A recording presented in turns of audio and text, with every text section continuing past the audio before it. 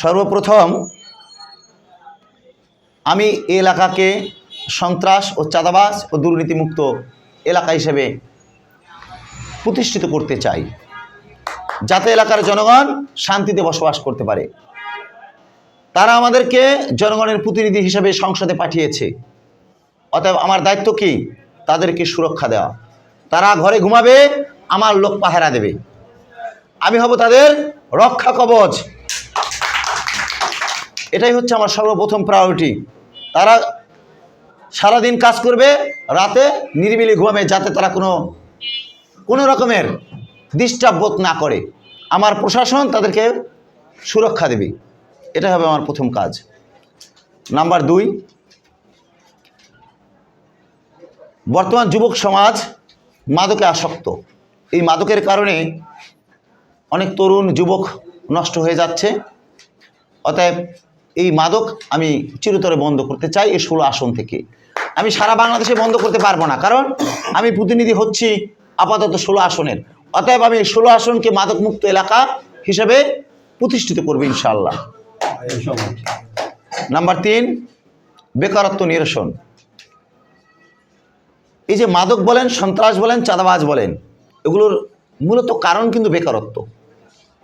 বেকারত্ব থেকে হতাশা সৃষ্টি হয়, আর সেই হতাশা থেকেই নেশাদ্রব্য গ্রহণ করা শুরু করে এবং আস্তে আস্তে সে বিক্রি করাও শুরু করে।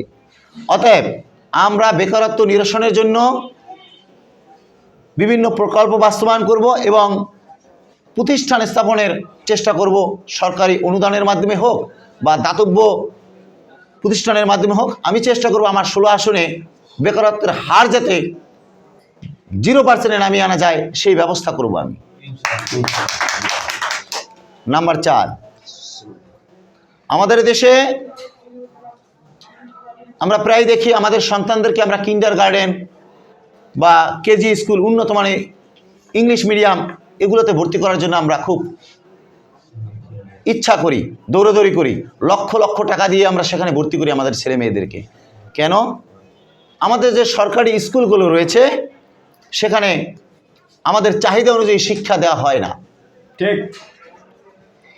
আর এই একটা কারণেই যারা নিম্নবিত্ত তারা নিম্নবিত্ত থেকে যায়, যারা উচ্চবিত্ত তারা উচ্চবিত্তই রয়ে যায়। আমি এর মধ্যে একটি সমতায়ন করতে চাই। সেটা কিভাবে? একটি ইংলিশ মিডিয়ামে সাধারণ গরিবের ছেলে পড়তে পারে না, অতএব সে সেই উচ্চশিক্ষায় শিক্ষিত হওয়ার সুযোগ নেই। আমি চাই যে সরকারি প্রতিষ্ঠানগুলো আছে, যে শিক্ষা প্রতিষ্ঠানগুলো আছে, সেখানের শিক্ষার মান উন্নয়ন করা, সেখানে যোগ্যতা সম্পন্ন শিক্ষক নিয়োগ দেওয়া, যাতে আমার দেশের গরিব মেধাবী শিক্ষার্থীরা শিক্ষিত হয়ে দেশ ও দেশের কাজে লাগতে পারে, সেই ব্যবস্থা আমি অবশ্যই করব। নাম্বার 5, অনেক সময় আমরা রাস্তাঘাটে যানজটের কারণে চলাফেরা করতে অনেক অসুবিধা হয়। বিশেষ করে আমি 16 আসনের ট্রাফিক জোনকে এমনভাবে সাজাতে চাই যাতে 16 আসনের এরিয়ার মধ্যে যানজট অনেকাংশে কমে যায়। নাম্বার 6, গরিব নিম্নবিত্ত উচ্চবিত্তের মধ্যে যে একটা অসমতা বিরাজমান, সেটাকে আমি কমিয়ে আনার চেষ্টা করব। মানুষের মাঝে একটা সমতায়ন করার চেষ্টা করব। কিভাবে? দেখা যাচ্ছে যে যারা বড় লোক তারা বড় লোকই থেকে যায়, যারা গরিব তারা গরিবই থেকে যায়। ইসলামের বিধানে আছে জাকাত দেয়া। জাকাত কেন দেওয়া হয়? গরিব এবং বড় লোকের মধ্যে সমতায়ন করার জন্যে। যাদের অর্থ আছে তারা গরিবকে দেবে, কিন্তু আমাদের দেশে আইন আছে ট্যাক্স। আমাদের বড় লোক যাদের অর্থ আছে তারা ট্যাক্স ঠিকই দেয়, কিন্তু সেটা কিন্তু গরিবরা পায় না। সেটা কি সেটাও ব্যবহৃত হয় উন্নয়নমূলক কাজে, কিন্তু আমি চাইব সেখান থেকে কিছু অর্থ যাতে গরিবের কাজে ব্যয় করা হয়, সেই ব্যবস্থা করার চেষ্টা আমি করি। নাম্বার 7, এতিম ও অসহায়, এদের অনেকে এতিম, অসহায় ও প্রতিবন্ধী, এদের অনেকেরই প্রতিভা আছে, কিন্তু সুযোগের অভাবে এরা তাদের প্রতিভা বিকাশ করতে পারে না। তাই আমি এদের জন্য যদি আমাকে আল্লাহ ক্ষমতা দেয়, তাহলে সরকারি অনুদানে হোক বা আমার চেষ্টায় হোক, যে হোক আমি তাদের জন্য একটি দাতব্য প্রতিষ্ঠান তৈরি করব, সেখানে তাদের সেই মেধা বিকাশের ব্যবস্থা করব ইনশাআল্লাহ। নাম্বার 8, বর্তমানে সবচেয়ে একটি বেশি সমস্যা আমাদের যে সিটি কর্পোরেশন, এরা কিন্তু সঠিকভাবে কাজ করে না, বিদায় ড্রেনের ময়লাগুলো অনেক সময় জমে থাকে, পানি যায় না, অনেক এলাকা তলিয়ে যায়। আমি যদি 16 আসনের দায়িত্ব পাই, তাহলে আমি এই ড্রেনগুলো সবসময় পরিষ্কার রাখার চেষ্টা করব, এখানে যাতে কোনো ময়লা না জমতে পারে, পানি যাতে বৃষ্টি আসার সাথে সাথে দ্রুত সেই পানিগুলো নেমে যেতে পারে। কারণ এই জলাবদ্ধতার কারণেই কিন্তু মশামাছি সৃষ্টি হয়, ডেঙ্গু, ম্যালেরিয়া, বিভিন্ন রোগ অসুখে মানুষ আক্রান্ত হয়। অতএব এই বিষয়টি আমি গুরুত্ব সহকারে করব। নাম্বার 10, যেটা সর্বশেষ প্রতিশ্রুতি, আমরা দেখেছি বিগত দিনের যে রাজনৈতিক নেতারা রয়েছে, তারা নির্বাচনের সময় জনগণের সামনে আসে এবং মিষ্টি মিষ্টি কথা বলে, তাদেরকে বহুত প্রতিশ্রুতি দেয়, কিন্তু নির্বাচনের পরে তার গেটের সামনেও এই সাধারণ জনগণ যেতে পারে না। কিন্তু আমি এই 16 আসনকে এমনভাবে প্রতিষ্ঠিত করতে চাই, এই 16 আসনের প্রত্যেকটা জনগণ আঙুল তুলে আমার দিকে কথা বলতে পারবে। আমি তাদের সামনে দাঁড়িয়ে কথা বলবো, আমার জনগণ বসে কথা বলবে। এরকমের একটি সিস্টেম আমি চালু করতে চাই। আমি আপনাদের উদ্দেশ্যে, আমরা রাজনীতিতে এসেছি নেতা হতে নয়, এমপি মন্ত্রী হতে নয়, আমরা রাজনৈতিক কালচারকে পরিবর্তন করতে চাই। ইউরোপ আমেরিকায় দেখেছি প্রেসিডেন্ট দাঁড়িয়ে থাকে, জনগণ বসে বসে কথা বলে, জনগণ সরাসরি তাদের সাথে কথা বলে। কিন্তু আমার দেশের একটি মেম্বারের সিকিউরিটি গার্ড থাকে, আমার দেশের এমপি মন্ত্রীর সিকিউরিটি গার্ড থাকে। হয়তো আপনারা অনেকেই মনে করবেন যে এটা কীভাবে সম্ভব। আমার এখানে যারা উপস্থিত আছে, আমার কর্মীরা, তারা জানে যে আমি কিভাবে চলাফেরা করি।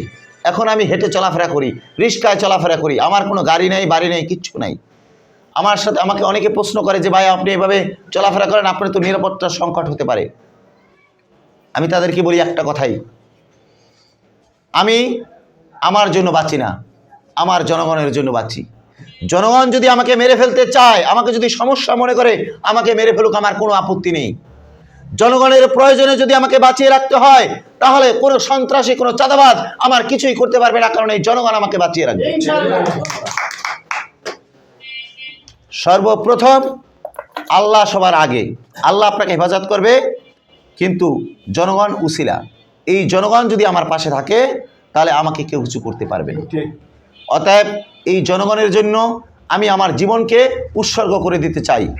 জনগণ যদি আমাকে ভালোবেসে আমাকে ভোট দেয়, যে ভোট দিবে সে ভোট দিবে, যে ভোট দিবে না তার প্রতি আমার কোনো দাবি নেই, সে আমাকে দোয়া করবেন, যাতে আমি আপনাদের জন্য, আপনাদের একজন হয়ে, আপনাদের ভাই হয়ে, বন্ধু হয়ে আপনাদের জন্য কাজ করে যেতে পারি। তাতে আমার এমপি মন্ত্রী কিছুই হওয়া লাগবে না, আমি আপনাদের একজন ভাই হয়ে আপনাদের পাশে থাকবো সবসময়। নতুন একটি রাজনৈতিক দল, আমাদের হয়তো এলাকার জনগণ অনেকে চেনে না, কিন্তু রাজপথে কিন্তু আমরা অগ্নি স্ফুলিঙ্গ। রাজপথে বর্তমান রাজনীতির প্রেক্ষাপটে গণ অধিকারের চাইতে শক্তিশালী কোনো রাজনৈতিক দল এই বাংলাদেশের ইতিহাসে নেই। অতএব আমরা এতদিন রাজপথে কাজ করেছি, আমাদের কিন্তু এই পাড়া মহল্লায় কাজ করার অভিজ্ঞতা বা জনগণের সাথে সম্পৃক্ত ততটা গড়ে ওঠেনি। এখন আমার নেতা চিন্তা করেছে 3 আসনে নির্বাচন করবে, তার নির্দেশ তোমরা জনগণের কাছে যাও। এতদিন রাজপথে ছিলে, এখন তোমাদের কাজ হচ্ছে জনগণের কাছে।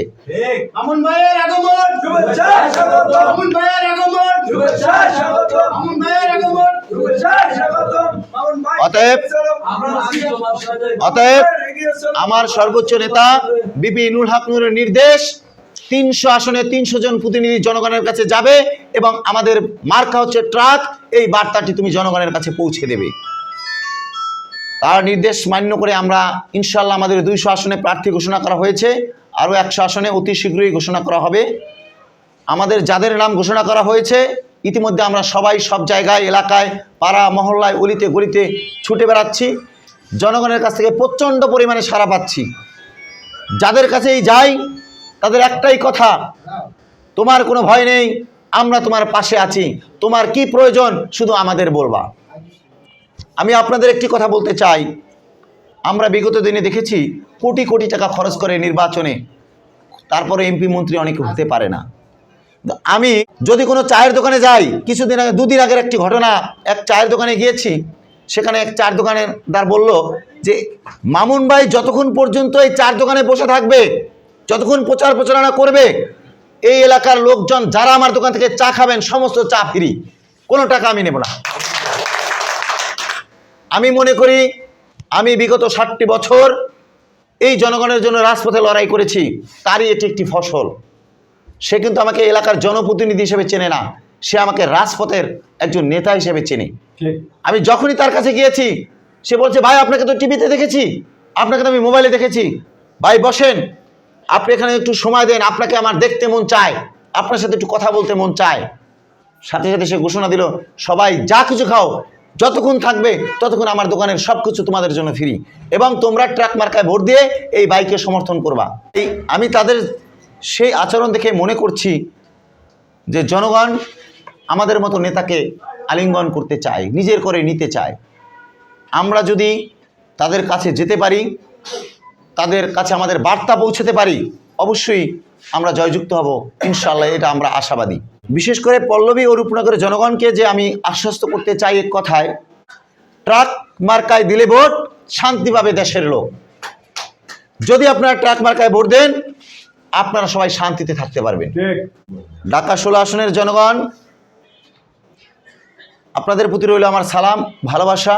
আসসালামু আলাইকুম। আপনারা সবাই আমার সালাম নেবেন। আমি একজন গণ অধিকার পরিষদের ক্ষুদ্র কর্মী।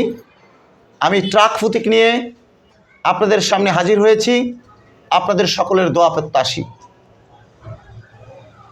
যে ভাইদের ভোট হয়নি, যারা দেশের বিভিন্ন এলাকায় ভোটার, তারা আমার জন্য দোয়া করবেন। যারা এই 16 আসনের ভোটার, তারা আমাকে ভোট দিয়ে আমাকে জয়যুক্ত করার চেষ্টা করবেন। আমি আপনাদের পাশে থেকে আপনাদের সুখে দুঃখে সব সময়, আমাকে যদি আপনারা রাত 3টা বাজেও আমার শরণাপন্ন হন, আমাকে ফোন দেন, ইনশাল্লাহ আপনারা আমাকে পাবেন।